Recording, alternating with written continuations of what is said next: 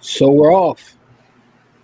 What's going on, folks? For the folks that are watching this on the replay, this is the Friday Live by the Hood.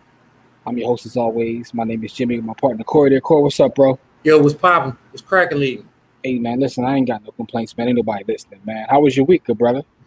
Up and down. So, I got, I got some positions that I had from last week. FedEx actually cashed me out and then ran backwards. I had some Disney's. They cashed me out. I hit on Lamb Research. But I had some losers. Oh no, and Honeywell actually went crazy. Okay. I had Wayfair.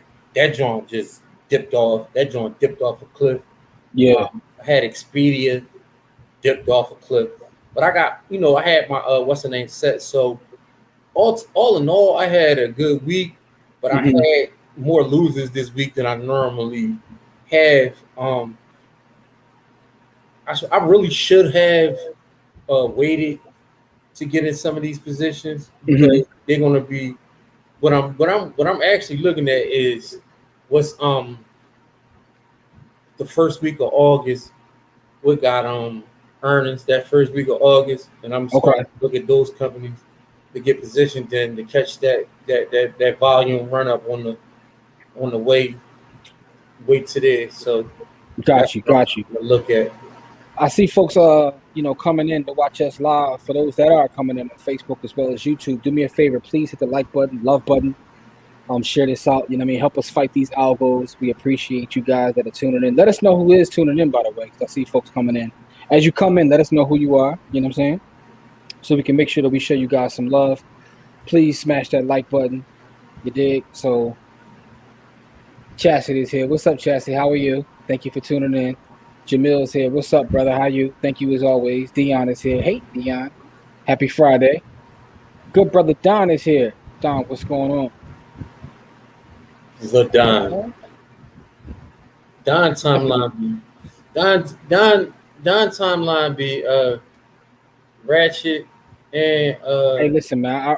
I love and respect Don, man. I be in Don stories. I ain't gonna lie to you, man, because Don stories go crazy. But that's either here nor there, man. No, that's what I was saying. Like Don either got he either Uchiwali or one mic, man. Shout to Don. Yo, 30% Pepsi, 882% of firm put. Hold up, Chastity, are you saying that you ran up an 882% bag on the firm? Is that what you're communicating to us? Yeah, because if so, congratulations. That was in the that Dave had that joint in the chat, and I know Chastity messed with Dave heavy, so yeah. Congratulations, Chastity. If so. Andrea, what's going on? Jay said, hey, peace from BK. What's up, brother? How you? Nice, Chastity. That's fire. Congratulations on that. Yo, 882% is everything. Them puts be going. When them puts go, all the way. Yeah, when companies fall off a cliff, they go all the way off the thing. Hey, Don, just to let you know, man, another Friday. We back, man. We back in business, man. We are back. Drinking that trash truck juice. We back, man. But yeah, so that's fire though. 882%. Yeah, it's been a while for me for one of those. Oh, smack with a home run. I ain't really been trying to get it. I haven't hit a home run like that in maybe a year or so, man. I'm out here hitting singles. I'm like Tony Gwynn out this joint, man. Yeah, I'm trying to be Wade Boggs and Tony Gwynn. I'm trying to hit all the singles in the world. Old school references. Yeah. This is 34 to 300, high of 520. Crazy. That's crazy. Congratulations, though. That's amazing, man. Yeah. Listen, man, I get more excited when I see our folks get money. Yeah, man. Get them dollars. Get that money. For those watching, man, how was your week trading? If you guys did do any trading or investing, like did you buy anything? Buy any index funds, any stocks, any crypto? Like, what was y'all week like? Let me know what your week was like. Crypto, I've really just been scooping up the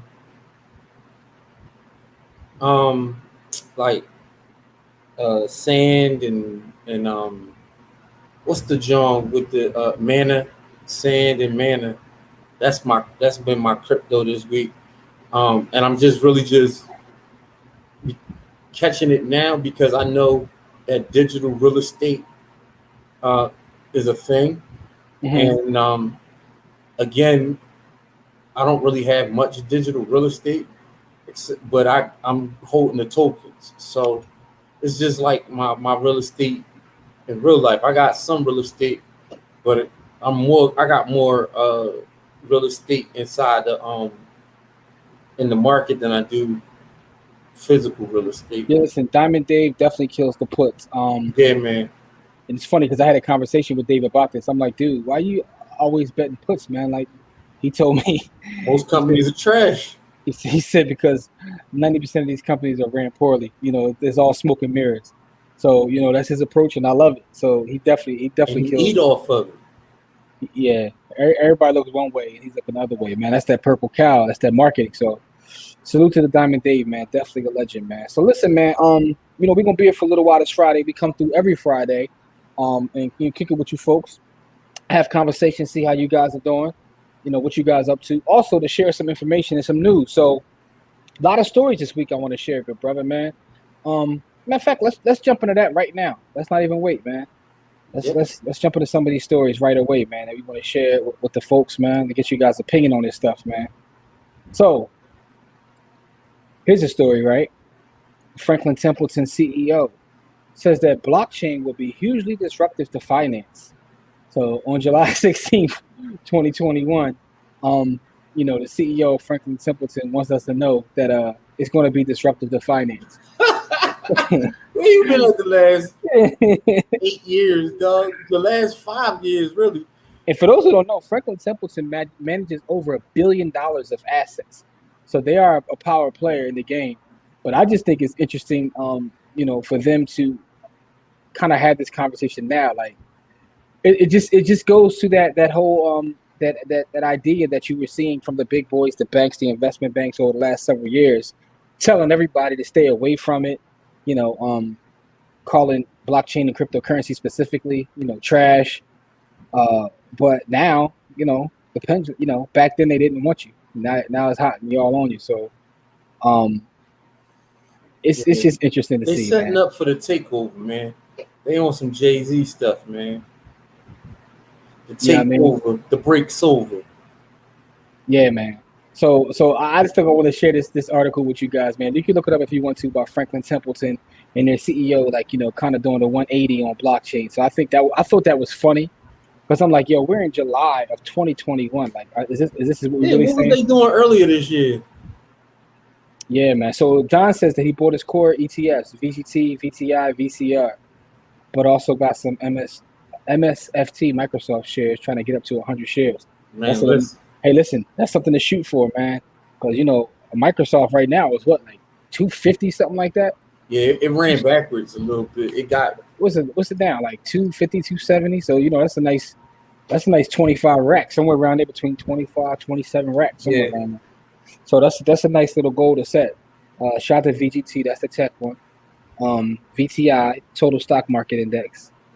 You know, so those are all Vanguard index funds, and, you know, that's Don's thing. You know what I'm saying? You know, mine, VDC, MGK, but it is what it is.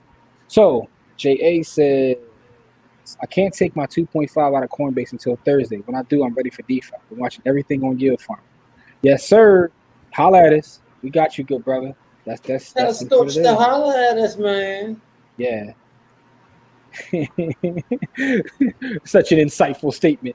Yeah, you know what I'm saying? Like, but, you know, the funny thing is, we live in a culture where, and I don't want to get too deep into this, but we kind of look for those cosigns before we're able to take action. By the time you wait for a cosign like that, not that you're too late, because you're not too late. We're still fairly early in that space. But, you know, sometimes some people won't move until they see a cosign like that. I'm not going to get into the cultural aspects of that, because I was going to say some people wait to see certain people give cosigns, because that's part of it too. But just cosigns in general, instead of learning how to do your own due diligence. One of the things that we want to do here as we build a community and talk with folks is not to create people that follow what you do, what you say, but to create thinkers and people that understand how to do their own due diligence. If you have the ability to, you know, look at tokenomics as it pertains to cryptocurrency and then make a decision, or you analyze a company and determine whether it's a good investment. That's what we're trying to get to. Have a group of black folks be able to walk around and analyze a company, or even as it pertains to a piece of real estate. How do you look at a property, look at the comps, look at the sales, and figure out what the property is A, worth, and B, what kind of income can you get from it? You know what I'm saying? Do your own research. That's the A. Dave, what's Shout up, out to Dave. Dave? What's up, Dave? Hey, Dave, man, when we gonna set up another fishing trip, bro? Because the last one didn't go down, man. We trying to set up another fishing trip, man. You know what I'm saying? So, put that on you, though. Count me out. You scared? You scared of fishing, bro? No, man, the movement of the boat, man. Unless y'all want me to throw up on y'all. If we on a dock or a pier, I'm in. You can't. What's it called? Called Dramamine, whatever it's called. I'm not taking no medicine, but if we on the Come on, man. Yeah, I'm not messing around. Come on, man. YOLO, man. Crystal, what's good, Crystal? Hey, what's going on? Crystal be out here wilding in these internet streets, man. Yeah, I had thirst trapping and whatnot. Yeah, man. But yeah, man. So Corey, you gotta chill, man. You got to come out on the waters, bro. No, bro. So we can do that, man. It's gonna be amazing. It's on the water. Y'all can count me out, man. I'm on we try to get out on the water, man. Talk about investing out in the water, like, you know what I'm saying? Hey, get me on a pier. Let's on a riverbank. All right. Listen, man, just take some Dramamine, man. See, there you go.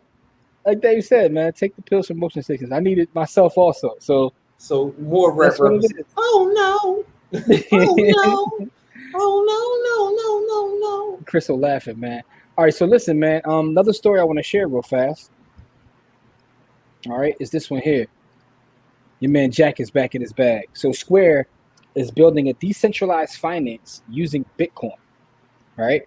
So, one of the things about Jack Dorsey, and Jack Dorsey was at the Bitcoin conference, and everybody knows that he's all in on Bitcoin specifically. He's a crypto guy, but he's specifically about Bitcoin, which is why more than likely you'll never see another crypto on Square. But he is in on Bitcoin, and he's going to use his resources to make sure that Bitcoin succeeds. And part of this is to help build DeFi around Bitcoin. Now, this is interesting. That's a story. Yeah. For one, and for the folks that watch already know this, I have made Square one of my biggest, outside of J&J and Coca-Cola. Square has become my third biggest holder. So J&J and Coca-Cola is still 1 and 2. Bigger than MGK and VDC? I mean, I don't want to count them as ETFs. MGK is probably 3 if I'm counting ETFs, but just as individual companies. Okay.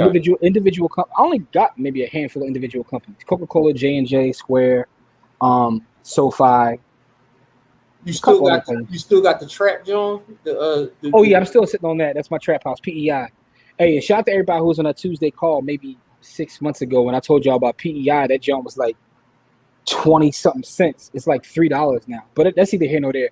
But no. But the reason I like Square is because they're always forward thinking. I look at Square as being like the new Wells Fargo, JP Morgan, as we move into and this is not investment advice, by the way. Yeah. It's how I perceive the company to be as I look at what they're doing.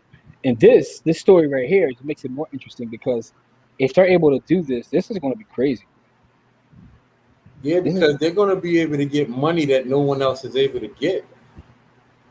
Because, the technology around it, and then you got the diehard Bitcoin people, they ready for that. You know what I mean? Because all the rest of DeFi is built around Ethereum. If he can build it around Bitcoin, that's going to be murder. Listen, Bitcoin from a security standpoint, man, listen, this is powerful if you understand specifically those two coins. But I'm still trying to see the title play, right? So part of it says in this article is that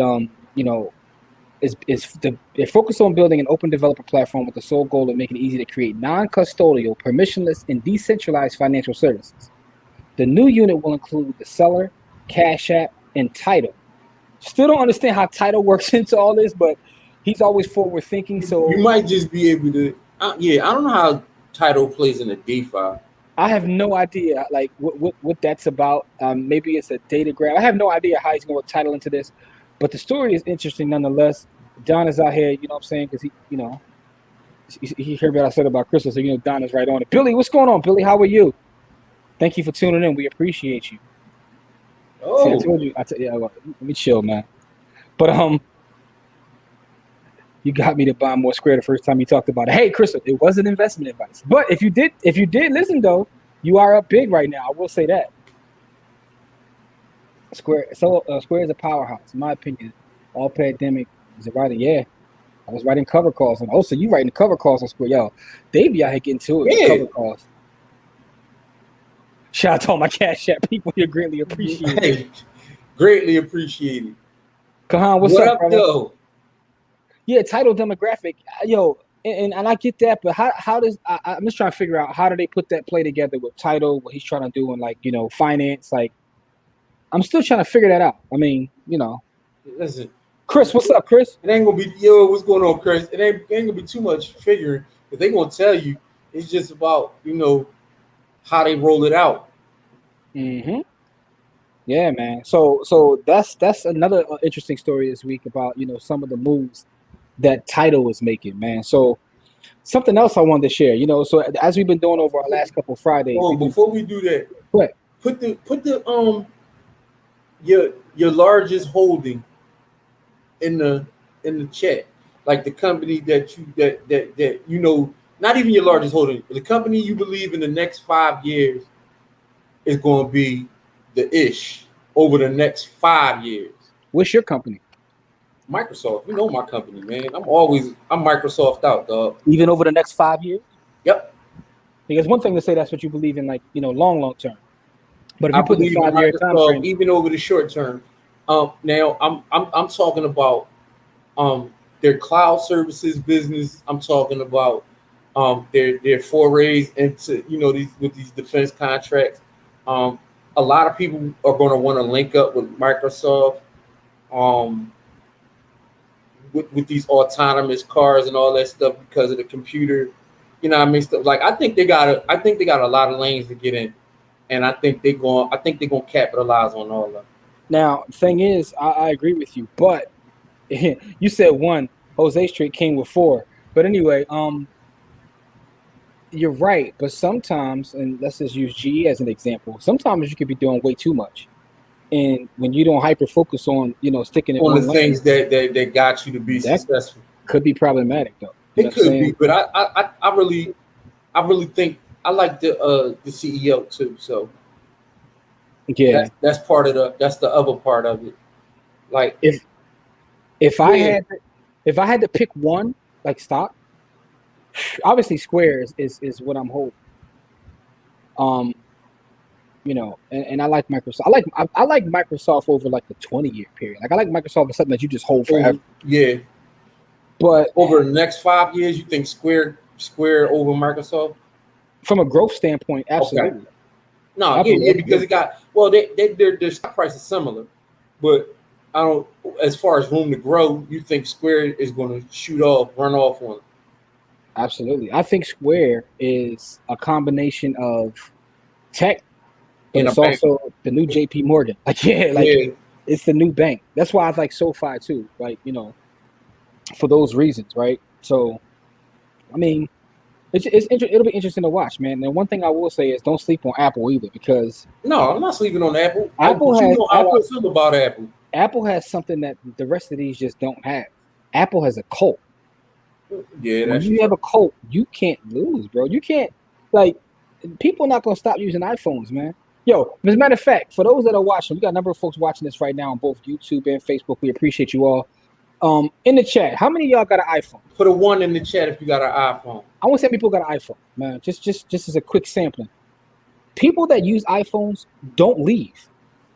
I see. They just don't leave. Except for me, I vowed never to get an iPhone, and then I had to for business. But people that actually get an iPhone don't leave. So with that being said, they kind of have folks trapped in. They're continuously putting out services and things of that nature. So, and I mean, to be honest, Apple services are fire. Like they may not be the most innovative company, but when they come to the table with something, it's generally better than everybody else.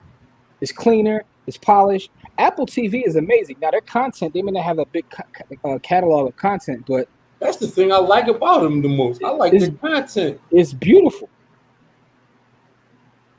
So Dave out here, like, see, Dave really out here, which is funny because I associate Dave with Microsoft, but he's a Apple guy in terms of products. So Ken, Billy, Tara, J.A., Dave got 4 iPhones, an iPad, a MacBook, and an iMac. He's addicted. Yeah. You know what I'm saying? So that's kind of my point. Apple TV also. So Chris says, right. Crypto I don't begrudge you that pick. I think that you're gonna go berserk too. Hey Chris, from your lips to God's ears, I'm sitting on a dollar strike price Riot Leap. So I hope you're right, because if so, I'm gonna go crazy. So Kahan, iPhone. She had 2 weeks, went back to Samsung. See, look. With all these apps, crypto apps, download on this iPhone, I'll never be getting rid of it. Apple Inc. APL Dion. So they got you trapped. They got you in the rat trap. That's how I feel about my Look, I'm rocking Android. My Android phones. I'm not showing you my iPhone. I got my Android phone. I ain't showing my iPhone. No, I got a Note. I got a Galaxy Note and an iPhone, right? So, but I acknowledge the fact that Apple makes amazing products. They just do. Hey, listen, if I have to use a phone, and for all of the functional stuff that I need, I like the Samsung products way better. Yeah, got you. Now, a couple of things I want to share with the audience before we get out of here, because we're going to be here that long. He said, however, he hasn't upgraded since the iPhone X. Dave, it's funny you say that, because neither have I haven't found a reason to. Like, I was tempted with the 12 just because of the size, but I think I'm going to when they drop the 13. Depending upon the size, I want to get the Max because I'm drawn like that. But let's see. Maybe your niece is an Android hater. I can't believe she's so young for her hateration. But look at this. Peep this though. At 8. Yeah, she's drawn in already. That's the crazy thing. Yeah, she's drawn in. That's the crazy thing. All right, so here's a question from Jamil. It says, what's the deal with Wells Fargo yanking personal credit? How does that affect them and the consumers down the line? Wells Fargo is such a huge company and a huge bank that even when you look at their consumer business, it's not going to affect them at all. They're tightening up their credit. And, from all this kind of craziness I see online, I see why. Wells Fargo is an interesting case study in general, just as a company. I tell Corey all the time. They get sued more than anybody I know. Even they get sued more than Johnson & Johnson. That's hard. I have a Wells Fargo account, right? And I only use it for like certain parts of it for business because they're everywhere in Philadelphia. But here's what's crazy about it. I get more checks from Wells Fargo from being in class action lawsuits just by having an account than they actually pay an interest on the bank. By having a Wells Fargo bank account, you'll make more money from class action suits than you do your deposits. Every year I'm getting like a $60 check here, $20 check here, $30 check here. I'm like, y'all can sue this much? Who can sue this much? Wells Fargo stay giving out but guess what? It doesn't affect their bottom line. That shows you just how foul the banks are. But it's interesting to see how it's going to play out because I'm wondering whether credit's going to get tight in other areas as well. As I look at the real estate market. Yeah, they're a national bank. They also got beef with crypto. And that's the part that's bothering me because all the other banks are moving toward allowing crypto, and then one of the national banks is pulling back. Like one of them is Capital. What's his face? Chase don't really bang with him either. Chase don't. Capital One. All the big boys don't. With crypto. Yeah, all the big boys don't. But that's because they probably going to start pushing it out for you. You got to buy it. You got to buy it through them. That's what's going to happen. Why? Yeah. That's what they probably about to roll out. All right. So listen, something we started doing, a couple weeks ago, we're going to continue to do. Find these stories, right, where you have real life scenarios to get you guys to weigh in. I want to see your opinion on these specific questions as it pertains to finance. Because again, it's easy to talk about, buy low, sell high, and simple things like that. But let's take some real world examples here, right? So, Cor, you ready for this one? Yep. All right. Now, it says, my wife and I have 1.8 million saved and earn $400K. I want to pay off our 20-year mortgage before we retire, and she says no. So, it says, I worry that stretching that house payment into our first 5 years of retirement will eat a huge chunk out of retirement funds. So, here's the question. It says, my wife and I have done very well working in healthcare for the past 25 years. We've always taken advantage of 401ks and 403bs to the max and have additional savings in an IRA. almost no revolving credit debt, and they currently have $1.8 million in these accounts. However, they're 52. They decided to move to Florida. Now that their kids are both grown and on their own, they rather wait until retirement. Look, they both still work together and make over $400,000 a year. They plan to work until 65 at the minimum and have never had serious health problems. So they bought a house at the very top of their desired range and a 20-year mortgage. They're paying 2.5% interest. Now remember this, 20-year mortgage, they're paying 2.5% interest, and their monthly payment is $4,100. They have always paid extra on their mortgages, and their goal was to do the same with this house so that by the time they hit retirement, it's paid off. However, his wife says they will have plenty of money once they retire to maintain the house payment for the first 5 to 6 years of retirement, and that they shouldn't penny pinch now they have time to travel even before they fully retire. So, it's a little bit more about their life and about their nest egg. So let me ask you, and they work in pharmacy, both of them work in pharmacy. Yeah. So the question I have to you watching, right? Should they go ahead and pay the house off, right? Should they go ahead and pay this house off, or should they take this house payment into retirement and pay it the first 4 or 5, 6 years of retirement? So I want to see what you guys think about that. So this one's a good one because this one's about lifestyle design. Mm-hmm. So it'll and risk tolerance, right? Because for me, the husband, I understand his risk tolerance. He like, look, I don't want no bills going into retirement. I'm trying not to be touching no bills going into retirement, and I ain't really trying. I want to enjoy that money going into retirement. And the wife is like, we gonna have plenty of money because if we working to 65, at 1.8 probably gonna look like 3.8 by that time. You know what I mean? Real quick, before you get an answer, for the folks watching, what do you think they should do? Should they go ahead and pay this house off?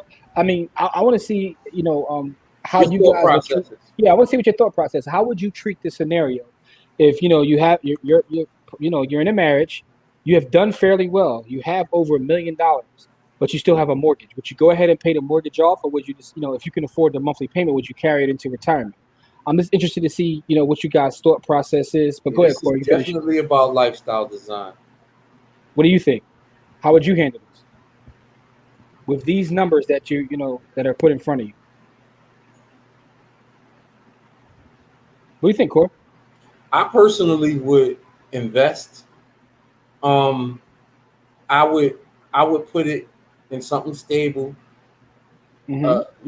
Make a larger percentage, and I would keep building it until that was able to pay the mortgage. Mm-hmm. And then you can live off of the income that you're bringing in, as far as the retirement incomes and all of that. Okay, let's get to some of these comments. He's talking about Riot. It's been in the pits as of late. And Chris said, yeah, it moves to Bitcoin. So Don says that I agree with the wife. They have enough saved and invest. Start to enjoy some. Dave said it's a good question. Billy says pay off. It's an asset and kill the interest. All right. So let's see what else we got here. Man, this thing is jumping. There's a lot of comments in here. Real quick though, before we even get to the next one, here's what I will say. Oh, here we go. Just came back. That thing was jumping. Comments coming in. So Dion says this. I agree with the wife. If they can use those funds for investing in assets or something that's going to bring them a higher return. However, if the husband just wants peace of mind, that needs to be respected and discussed. That's a good way to look at it. So Ken says, no, they can make more by investing and paying off a loan that has 2.5%. Ken, I'm glad you said it. That was my thought process. My thought process is the number that stood out to me is 2.5%. Yeah. Because you never getting a lower price than that. Yeah, like you're never getting a lower price than so that. The thing is, you are going to throw extra money at 2.5%. I'll carry that 2.5%. Dave says that he would not pay off the mortgage. Kahan said he would travel. Time waits for no man. True. I'd invest. My fine ads used to pay off the home. I want the money back there. That's right. Put the money to work for you because you can make more than 2.5%. And Jones says, fire. Let the insurance pay off the mortgage. Man, listen. If their home is worth less than 1.8 million, then they have 1.8 million working and they got to be able to get more than 2.5% on 1.8 million. If their home is worth more than 1.8 million, then that 2.5 gets a little dicey. You know what I mean? How though? Because because whether you pay the mortgage off or not, the home value is irrelevant because the home is going to appreciate whether you have a mortgage or not. Yeah. Oh well, if their mortgage is fixed, then it's cool. Yeah, like that's the thing a lot of people miss when it comes to real estate. Whether you have your money tied into the bricks or your money is outside of the bricks actually working, your house is still going to appreciate. It's not going to change the way your house appreciates. I don't really think houses appreciate. I just think money depreciates in houses. However you want to, however you want to say the value goes up. But yeah, leave the mortgage and live my life. That's what Jose says. Billy, what should we talk about? He said, no way, calculate. Calculate which part? You talking about, Billy? Willard says, continue leveraging the mortgage at 2.5%. Enjoy your money or else your heirs will. Latoya says she's taking notes. That's because Latoya got 1.8 million in the bank. So she got to be taking notes, right? I hear you, Latoya. No, I'm joking with you. I mean, maybe you do. But no, but the point is, though, these are real life scenarios, right? A lot of times we talk about easy things as it pertains to finance. I like to throw real world, This one's definitely about lifestyle design. I like this question. Yeah, because I don't think there's a right or wrong answer. It's just a matter of perspective. Because for some people, right, they like having no bill. The less bills, the better. And that's like for some people, it's a mental health thing. Like, yo, I don't want to owe anybody. Yeah, they don't want the overhead.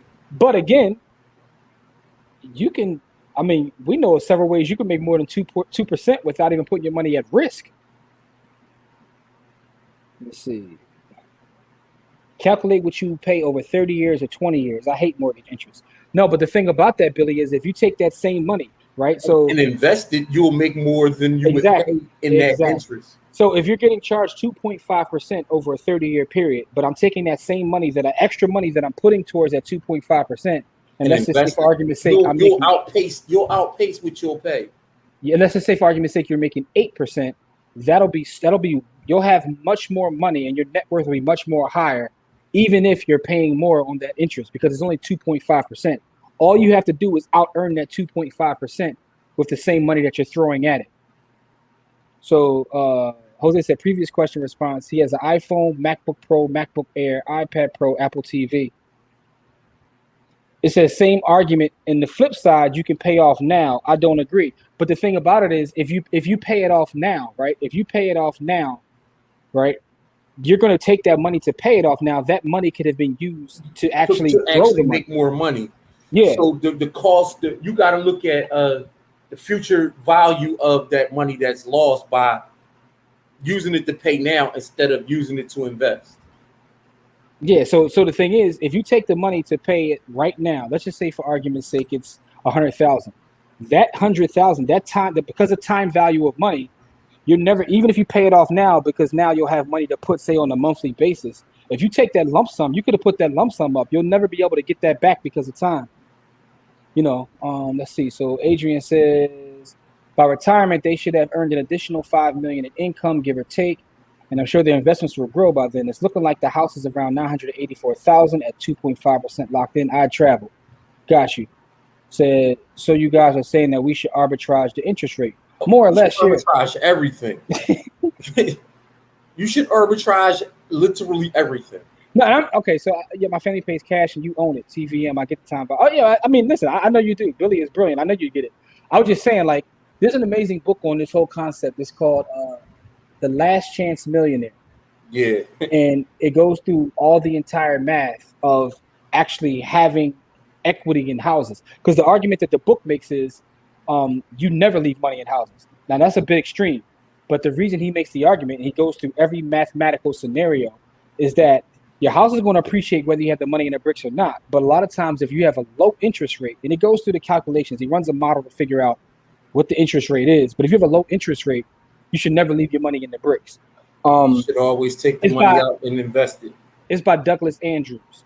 Now, he has a specific strategy that he uses where he combines leveraging mortgage amounts with insurance, because he gets a guaranteed rate of return on insurance that beats the lower mortgage rate and over the long period of time. But that's his specific strategy. But it's an excellent book. It's called The Last Chance Millionaire, and it's by Douglas Andrews. But anyway, but that's a good question. I'd like to see. I don't think there's no right or wrong answer. It's a matter of perspective. Some people like to say, "Hey, I have no note," and that's cool. I get it. All right, so let's see. I have one more thing I want to show you guys to get you guys perspective on. All right, so this was okay. Let me see real quick because we got a couple more questions in here. Arbitrage is when you buy low and sell high. Of course, you should be jumping ahead, bro. You didn't give me a chance to put the question up, man. Slow down, bro. Oh. So I mean that's a simplified way of answering that question, though, Adrian. In terms of arbitrage, it's basically when you find a difference in the market, right? So if I could make one at a higher rate, and as I'm paying a lower rate, that's arbitrage. But it's what Corey said. That's a simplified way of putting it. So, and that's what he meant by doing that. So he means that if you only could pay 2.5%, but let's say you find a fixed security where you can get 5%, that's arbitrage. That's what companies do. What companies do, right? When the government was giving them 0% loans and those 1% loans, Apple took out like $8 billion in loans. Apple got $350 billion sitting around. Yeah. You know what I mean? And they took an 8% loan because they was getting that low rate. I mean, that's an $8 billion loan because they was getting that low rate. No, absolutely, because they have cash, and even though they had more cash in the bank, they didn't want. They said, "Look, what's the difference? I can make more than what I'm borrowing." It's also what banks do, right? Yeah, that's all banks do. That's what I mean. Banks don't really buy or contribute anything into the society. They just literally practice arbitrage. So Willard Cooper says recently, one of those billionaires, I believe, the Facebook owner, took out a multi-million-dollar mortgage on his house and he owned outright because they all do. Yeah, he did. As soon as they saw cheap interest rates, they all refied. Every single one of them. That was Zuckerberg who did that. Zuckerberg said basically, I have a free house because he got the mortgage interest so low. He put it in. He took all the cash out, put it into a fixed asset that's going to pay the mortgage, and then he gets to keep everything over. That was Zuckerberg. So yeah, that's definitely what he did. What's your thoughts on Romy Rome? Yo, never trust a white man named Jerome. That's the only thing I say about that. Yeah. Mark, what's up, bro? Make sure everybody checks out Mark on our podcast, man. Mark out here getting to it in real estate. Adrian, no problem. Billy says, this might be my upbringing. I love the ability to be as free as possible. Listen, you're not wrong. I'm not I'm not disagreeing. No one's saying you're wrong. We were just saying what the sheer numbers say to do. It's just a matter of perspective, right? Because all banks owe money. There's not one bank out here that doesn't owe money. We talk about like traditional banks. They all owe money, right? But they're taking money, paying one rate. Money. When they get money from the Fed, they're paying a rate, but they're gonna make more on that. Yeah, because the Fed's rate of return is 0 right now. So the banks borrow money from the Fed at 0%, and that's how they're able to give you these 2.5% and 3% loans because that's the juice on them. Yeah, but once the Fed decides to raise rates a little bit, you're going to raise your rates. Exactly. So that's all they do. But most of them owe money. Y'all checking for Bezos Run Tuesday? Nope.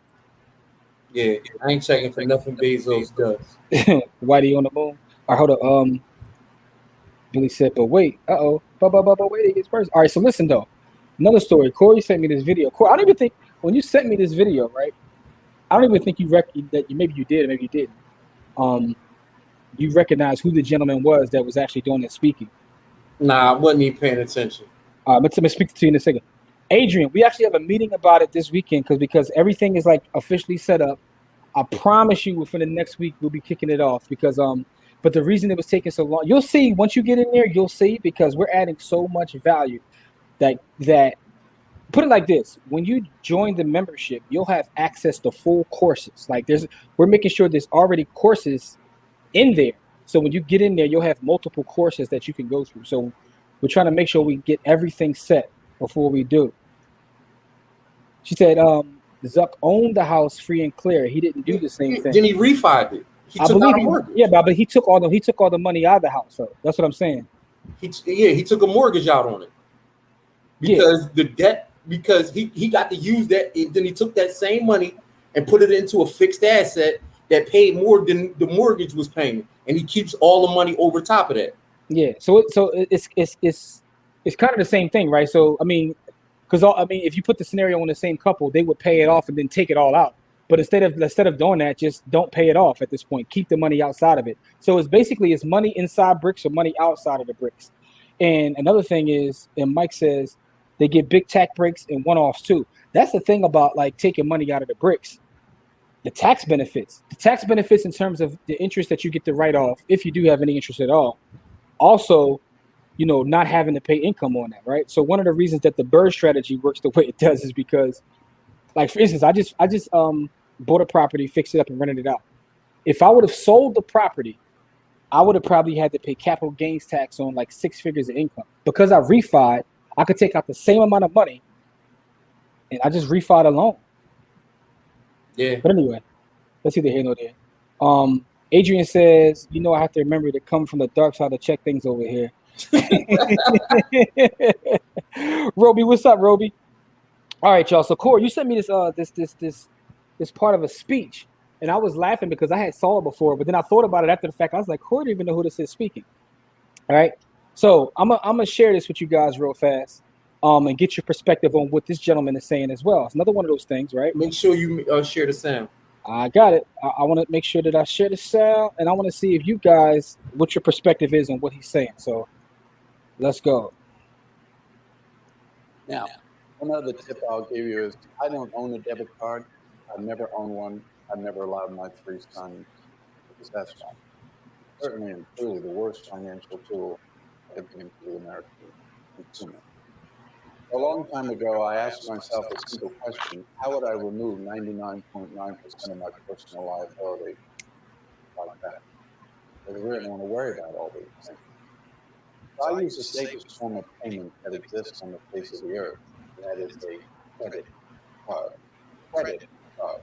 Visa, MasterCard, American Express, Discover card. Not debit credit, but credit card. Every day of my life, I spend their money.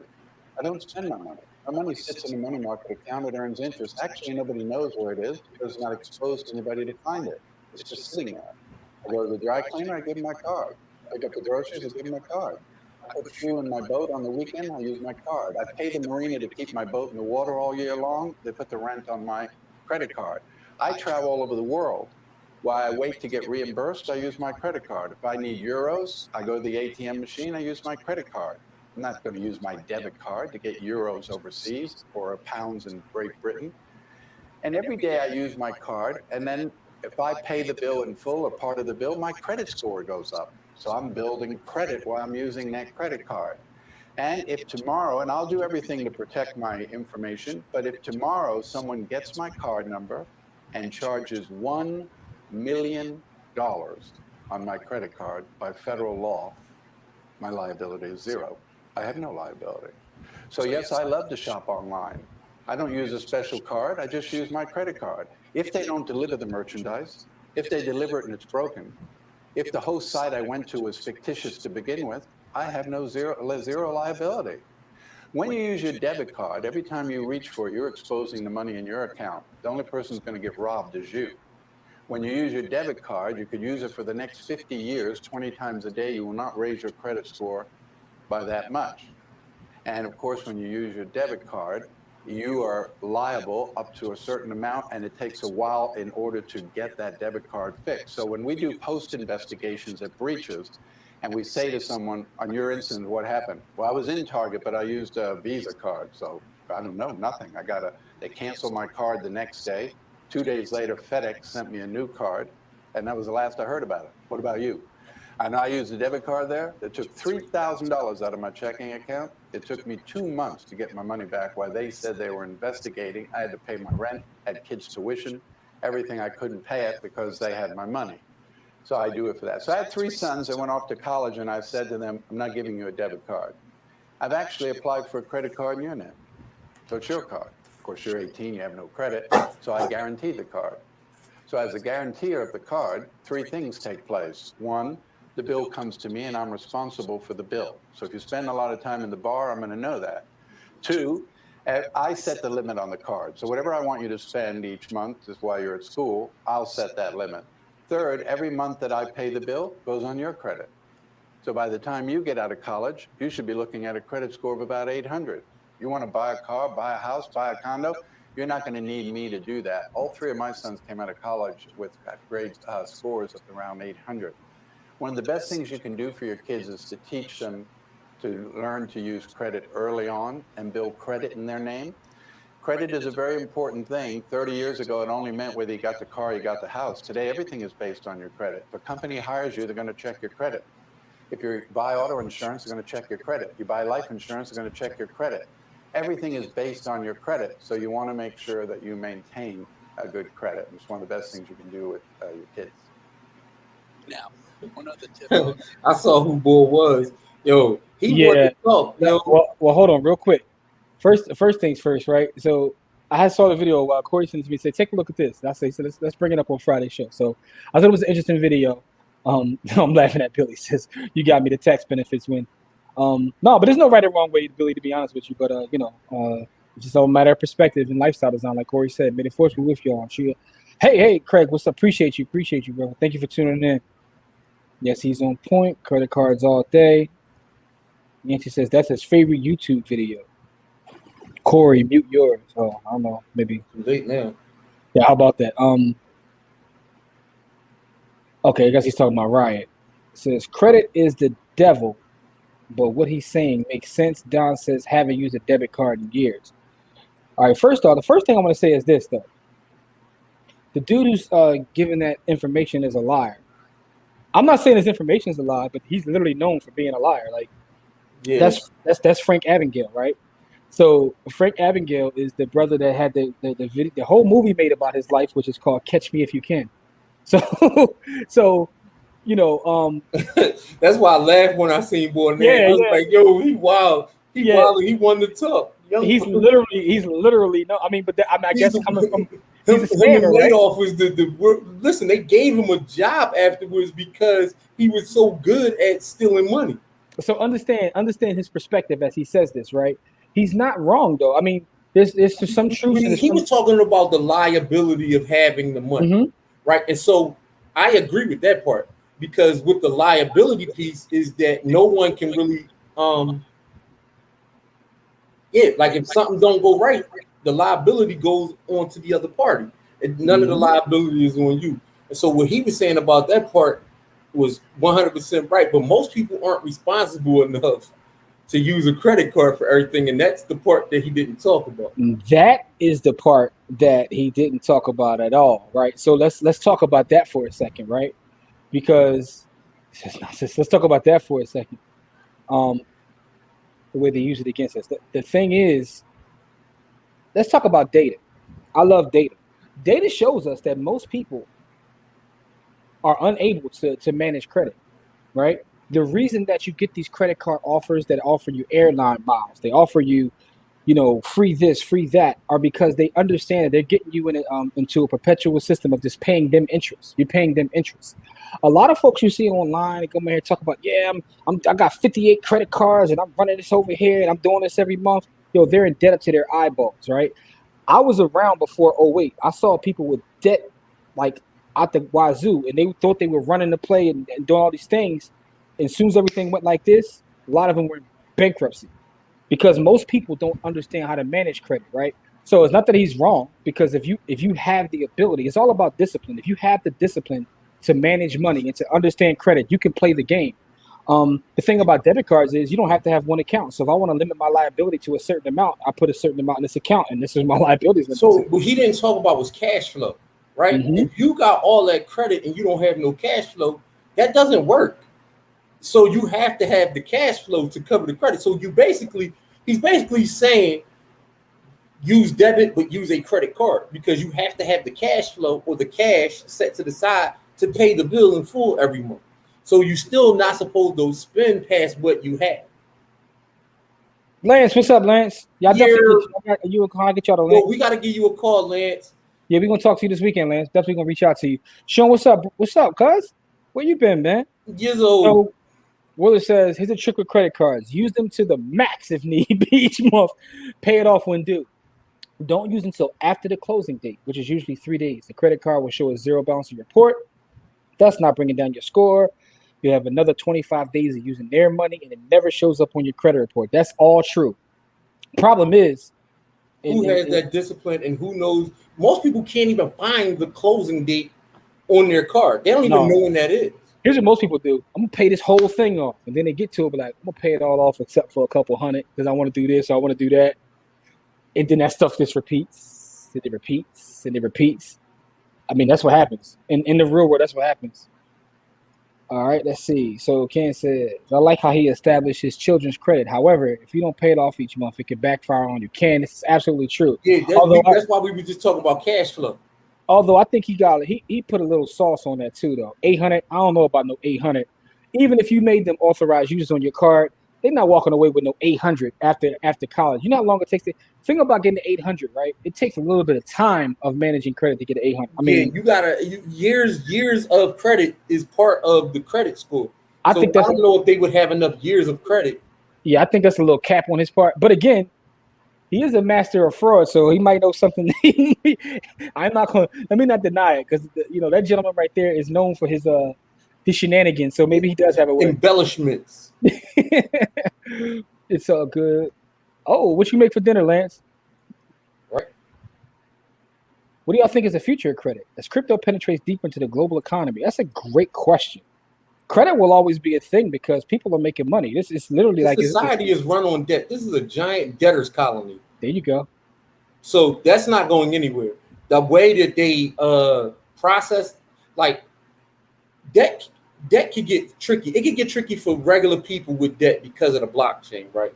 Because if all transactions can be seen, it really could slow debt to an absolute crawl because they can see every transaction on the blockchain. Mm-hmm. So it could really slow it to a crawl, or it could really speed it up depending upon how much debt they want to push into the global economy. So, but people, thing is, entrepreneurs and people looking to get a return. Here's the thing about money. Money is always looking for a place to make more of itself. It's always always looking for friends. That's right. So because money is always looking for friends, you're going to have somebody out there going to take on extra risk, even if they can see how trash you are, because they're going to want those higher returns. You know what I'm saying? Like, so it says, what you got from it? Act your wage. Absolutely. Yep. Absolutely. That's what I do. I'm not responding. I'm leaving this one alone, man. Yeah. Hey, come on, man. I'm leaving that one alone, bro. You went right at boy neck.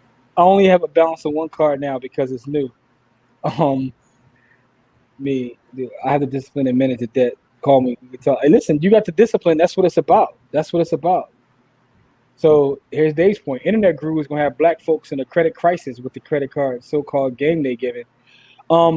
Everybody is a genius in the bull market, right? And for those that have been around for a while, we know how things can change, but everybody's a genius in the bull market. I can't wait to go on IG when the market falls out to see how things change.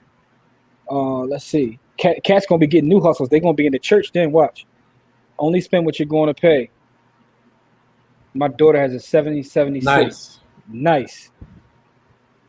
Credit education is needed. No one taught me. College. Listen, Chassie, let me tell you a true story. It's a true ass story I'm about to tell you. I went to Lincoln University here in Pennsylvania, right? Graduated Central High School, the greatest high school in the world. But that has nothing to do with the story. When I went to Lincoln, I got $10,000 credit card from Discover, like pretty soon, in my first year. Back when I was in college, and they might still do this, they used to bring the tables out, and they would give you free hats, free pens, free everything. You sign up for a card. Lincoln gave me $10,000, and I spent every penny of it. I didn't have a job. I didn't have anything. But no cash flow to pay it, but you had cash flow. But I had 10 racks, and homecoming was coming up, and I bodied homecoming. Like, I bought everything new. I had everything new on that credit card, and I ruined my credit, and because I didn't have the the know-how at the time. But it was also predatory too. How you gonna pull up on campus, put a table out, just give me 10 racks when I'm telling you I don't have no job? Like, anyway, so it's a little predatory stuff there too. But that's a true story, by the way. Folks are already taking out loans on crypto. Oh, listen, yeah, but that's a little bit different. We love Russ, man. We all got it in DeFi around the same time, so you can come out at us too. We could talk. We could really get deep into it. Oh, listen, you don't want to know. I listen. I ain't gonna. No, man, I'm buying property on Yeah. collateralized DeFi loans. So I'm just gonna leave it like that. Yeah, we already over there, man. Yeah. So I told the story too. About a couple months ago, I borrowed $50K out of my DeFi account, you know what I mean, to make moves. But that's either here nor there. So Jose says one credit card paying down now. It also takes having different types of accounts to get a credit score 800 mortgage. Exactly, Ken. That's what I'm saying. But only reason I'm not going to say, I think it's a little capping what he said. But again, he's also a con artist, so maybe he knows something I don't. You know, super simple dinner because it's Friday, sweet potatoes, barbecue ground. Oh, that sounds fire. Barbecue ground turkey sandwiches is fire. Toya, what's up? You was fresh. Listen, I body homecoming. I was dead up to my eyeballs though. Like I learned a lesson from that. But yo, matter of fact, has anybody got any kids or any of you guys been in college recently? Like, do they still do that where they pull the tables out and just like, you know, give you all sorts of merch to sign for a free credit card? Like, yo, I wonder if they still do that. They got it. Like that's really predatory though, bro. Like how do you do that?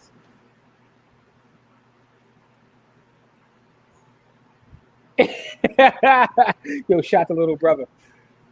Yeah. You gotta have the good clothes on for homecoming. Good clothes.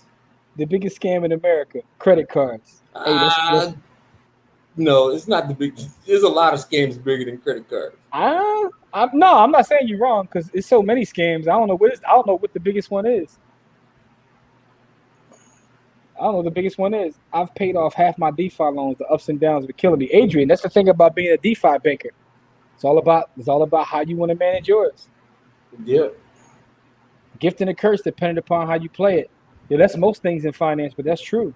Yes, indeed. So Tara says she thinks it's against the law now. It definitely should be against the law. But and the funny thing is, the crazy part about that is, when I signed up for that card, there was a line. So it wasn't just me. It was. Everybody got bagged. Yo, everybody was getting got. And the crazy part is, they knew it. I didn't have bills come home. I had it sent to my mailbox at school. Listen, I had no job, but I mean, that was definitely predatory. In retrospect, that's absolutely predatory. Yay. I can't argue with that. America itself is the biggest scam. So I mean,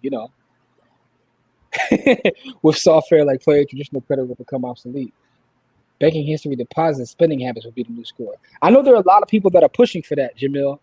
Smart contracts. That can hurt everyday people as much as that can free them. But there's like certain folks out there now who are like using different things of in terms of deciding whether someone is credit worthy. Exactly, and I think that's going to be an interesting space because, I mean, how far is that going to go, right? I'm gonna let Mike's comment sit here. I'm not gonna read it out loud because they're gonna lock me off Facebook and YouTube. So I'm just gonna let that sit here. I'm just gonna say, shout out to 444. He didn't lie. Shout out to 444, man. But yeah, man. So interesting couple things that we want to show. But I thought that actual video was interesting as he talked about the difference between credit and debit cards. So here's a story from J.A. Said when he was in college, they put a credit card table. I got a card and had fur on my Air Force Ones customized and fur on my Coogee. Cam will be proud. J.A. had computers puting out here, man. He said he went and got some furs on his Air Force Ones. Damn, yo. I heard that, man. That's hilarious. Listen. Furs on his Coogee. Yeah, he got his Air Force Ones that match his Coogee, man. So, shout out to J.A., man. That's pretty funny. If you can't pay cash, you can't afford it. So I'll say something about this, right? Because my folks told me the same thing, right? We got to be careful telling people this, right? Because the thing about credit is that that's how every single big business in this country is built. It's built off of some sort of credit. Somebody gave somebody some money. Now, either they gave them that credit as a line of credit, or they gave it to them for a piece of, of ownership or something in that nature. But the only way to build something bigger than what we build as Black people is to use credit. Well, see, credit is a tool, not credit, but you know what I mean, like something along that line. What you're talking about is leverage, because there's a difference, right? So there's consumer debt, and then there's debt that you use as leverage to do something in terms of business or ownership, right? So it all comes from the same pool, but it's all about how it's used. Yeah, because there's a difference if I go like, if I go get me some Air Force Ones with, the matching Coogee, that's different than me going to buy a rental property, right? If I'm putting the money to work. So that's the conversation that has to be had. You also don't want to scare folks away. It's almost like the rich dad, poor dad story, right? Yeah. You want to be afraid of it, but you have to be responsible with it. And that's the thing. It says, look at how China uses other data points to determine credit. Yeah, man. I mean, I think it's something over the, because, they got social credit over there. And I know a lot of folks call themselves like, credit experts or whatever. And I've been trying to figure the credit system out my entire life. And I don't think nobody really knows. I mean, a little bit, but those algos is crazy. So they said credit is a tool that's needed to be used accordingly. Exactly. Unless you have all cash. Adrian says, I was always told that. My folks paid for a lot of things with cash. Credit was the devil. I mean, if you're talking about consumer items, there's nothing wrong with that. They should tell me, like, if you can't afford to buy it twice, you can't afford it. I said, okay. Give me 4 of them. Let's see. Right. I didn't get a chance to really abuse credit, but I sure did become an addict to overdraft at the MGM casino and spent most of my 20s, 30s in check system. Sheesh. That's a whole different bag right there. The check system ain't no joke. Yeah, man. They don't play. Don, you're right. The difference between using it to build or create an asset versus a PS5. You know what I'm saying? Like I think all of us were told that though. Like, yo, you can't afford it if you got to use credit. But again, imagine if there was no credit. How many people would be homeowners? 0. Because they had to give us credit. I ain't gonna say 0, but very few. But that's where it's going, right? Because you can see the banks and all of the big boys is getting into the home buyer game, right? And they're forcing people to be less and less into the home ownership side. And so that's the other side of it. They're running out the small landlords, and they're running out the younger generation from the opportunity to buy. Because once they're not defaulting. Once those big companies have them, unless those companies go belly up, they're not defaulting. So they're forcing people into like they're taking one of the biggest ways that people build wealth away from people. Mm-hmm. So it says that saw a video on African TikTok that they were basically a third world country with credit cards and iPhones. They're not lying. I gotta get tuned into African TikTok. I watch like finance TikTok. You know what I'm saying? Ratchet TikTok. I gotta see what's going on in African TikTok. TikTok is its own world. I gotta see what's going on with TikTok because I don't have one. Man, TikTok is an interesting thing because if you go on TikTok, it's probably the craziest social app there ever is. Like you can sit there for hours and not even realize you're there for hours, just scrolling and scrolling. And I know they're sitting there mining our data. I really believe that TikTok's probably a tool of a different country to mine all our data. But that's either here or there. But it's still so entertaining. Like, and there's different TikToks. Like you got like, real estate TikTok, stock market TikTok. You know what I'm saying? You got thought TikTok. There's all kinds of TikToks out there, bro. You ain't heard that from me though. Chris said I only had one credit card at 21 and maxed it out, fixing up a box Chevy. I ain't mad. So everybody got their credit issues, man. How'd the box Chevy turn out though, Chris? I gotta know. Like, yeah, right. Was it fire? When you finished, was it worth it? Yeah, I know you in Birmingham, Chris, with my folks, so I know that joint was kitted and fitted. So Lynn said I had one credit card my entire life. I had a $500 limit. And I used it as a down payment for my first car. Listen, I ain't gonna tell you. I'm sitting on probably a good 20 credit cards right now. I don't use them all. Funny thing is I use my debit cards more now because I'm stacking sats. But I even set that up strategically. Purchased undeveloped land and built on that. Okay. TikTok is definitely a rabbit hole. Like it definitely is. I've seen that one saying how Africa is broke. Their owners when Americans get everything on credit. Yo, shoot me that link, y'all. So Willard says, started a t-shirt business at college by leveraging credit cards. Back in the day, TransUnion was at 12th and Chestnut. I taught myself the credit game by going down there and asking questions. However, in the crash of 07, 08, it was being over leveraged that brought me down. But learning the game is priceless. It pays dividends today, especially with my kids. My son is a junior in college with a 750 score and never needs a cosigner for loans. Absolutely, Dad. Education. Well, see, that's the thing. Even going through it, you get the experience, and those experiences are priceless, right? Because I had no one to teach me. My parents didn't know about credit or finance or any of that stuff. Like, you know, they was trying to teach me how to survive in the world. Like, they just didn't know. So it's not even their fault. Like, but now all of us here sitting there having this conversation, now that we know better, it's imperative for us to do like Wood did, to teach the next generation so they can be in better spaces than we were. So if they do go to college and they get, you know, they don't fall down the same tricks that happened to us. Chris said his box Chevy was fired, so that's what's up. Have you ever checked out African Amazon, Jumia? Whoa, Bismarcky, that happened today? Oh, Yeah. man. I didn't see that news. I have 2 cards here. My credit is so important. I know Andre Iguodala is on the board at Jumia, if I'm not mistaken. The Riverlaw from Ivory Coast. It's going to be the first international plot of land I get, going with the family. Okay. Jumia is in my spec account. I definitely see the potential for the growing increase in value. Mark said, just got word, man. Rest in power to the legend, man. Yeah. Rest in power to Biz. Yeah, rest in power to Biz, man. Listen, man, this has been an amazing show, man. Thank you guys for kicking it with us this Friday evening. Before we get out of here, a couple things I want to say, man. We got a current episode of our podcast out with the Charm City Buyers. That's a classic episode. They are amazing. They're doing crazy things in the real estate space in Baltimore. So make sure you check that episode out. This upcoming Wednesday got an episode with Shayna Harvey, who's from Philadelphia, a Black woman who owns her own financial planning firm, and that episode is crazy. Like, she be giving out all kinds of games. So that's coming up this Wednesday. Jose, appreciate that, good brother. Yeah, they're definitely dope. But the one Shayna Harvey is coming up this Wednesday. For the folks that are in Buy the Hood University, class is Sunday at noon. And also tomorrow morning, our camp, week 4 of the Buy the Hood camp for the youth takes place. And tomorrow, so be on the lookout in your emails for those that have kids in the camp. You're going to email this evening with access for tomorrow's class.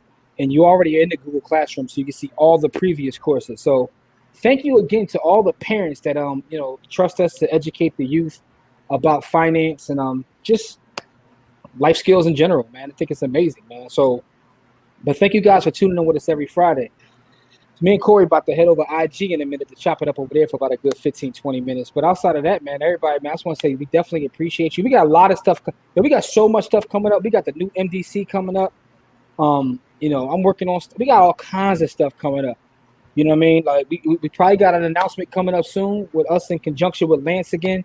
We always looking to partner, man. Yeah, so, and shout out to Lance, the legend Lance, who is in the chat right now. So just be on the lookout for everything that we do. Check us out, Buy the Hood. We got some more comments about, man, I don't even want to check on that Biz clip.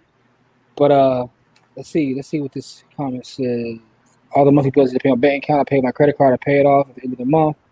Yeah, I ran that play. I run the play now where I get free stats. So I'm using a combination of Coinbase, the Fold card, and Crypto.com to get free crypto if I pay in bills. Peace and blessings. Listen, Toy, you appreciate it. You're there every Saturday. We appreciate it. Dave, thank you so much. Appreciate y'all. Come holler at us on IG. We be over there in about 5 minutes. Listen, Dave, I was dead ass serious about the fishing joint too, man. Yo, whoever's watching now, y'all want to come on IG? Come to IG in about 5-10 minutes, man. You can jump on with us, man. We about to kick it over there for a minute. But and Dave, I'm dead serious about the fishing, man. Something I definitely want to do, man. Lance, appreciate you as well. But yeah, check us out. Check everything out at buythehood.com. Send it to your family and friends. We got a free webinar on buythehood.com. But we're gonna continue to do the work, man. So we'll tune in with y'all, man. And Dave's gonna plan that fishing trip. That's the best. Yo, Dave, I'm gonna talk Corey into going. We're gonna get him Dramamined up. We're gonna get him out on that boat. Which means you gonna shoot me first. You not getting nothing inside, people. Yeah. Sam, appreciate you. Thank you so much for the comment right there. Appreciate that, man. All right, man. Listen, man, we love y'all, man. Check us out online everywhere, man. We'll see y'all. Peace.